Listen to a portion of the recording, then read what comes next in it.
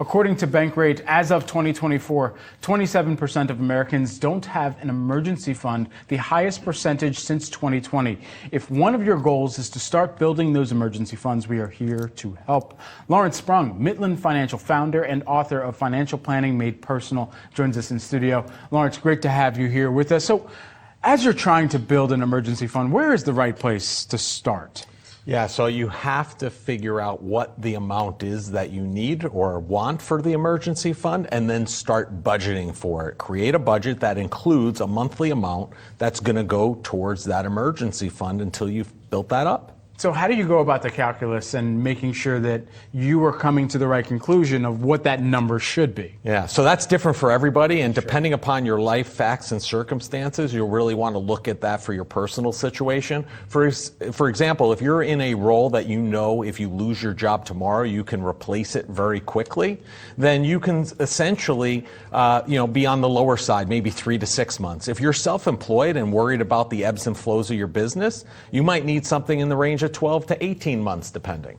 And so where should it be deployed towards as you're thinking about what you've saved up and then what the first items on that checklist should make sure that they're accounted for if you do need to tap into that emergency fund? Yeah, so I would start with setting up a separate account where you have what that goal amount is set aside in your mind or on paper or part of your plan, and then start allocating money into that account each month. And typically high yield savings accounts, high yield money markets, those work really well because it gives you a higher rate of interest than you're going to get from the bank, and it's immediately liquid. So if that emergency rises tomorrow, you can tap in, get that money without any penalties or hassles. A Bankrate study from 2024 found that 38% of Americans were willing to go into debt for discretionary purchases like travel or entertainment.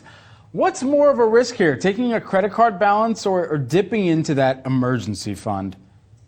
Yeah, so I think, definitely taking that credit card balance. If ultimately push comes to shove, you have to access that money, you're better off dipping into that emergency fund. Hopefully you refill it before your next emergency arises, because then you might need to dip into the credit card balance.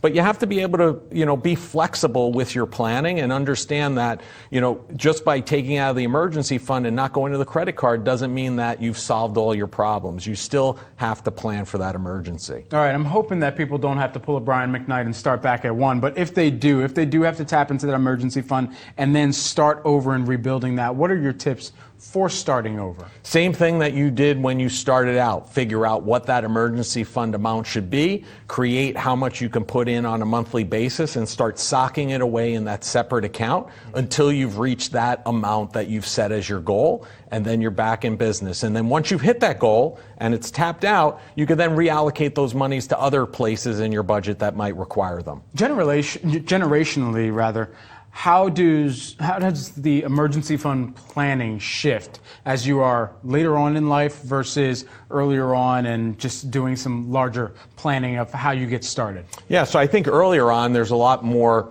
risks, right? You can have a risk of losing a job, you have a house. As you age, maybe you don't have to be worried as much as about your job because maybe you're retired. Maybe it's now just looking at the emergency, a roof issue, a plumbing issue. So you could substantially lower your emergency fund at periods of time. So it's something that you have to look at based upon your life facts and circumstances. Lawrence, always a pleasure to grab some time with you. Thanks for joining us in studio.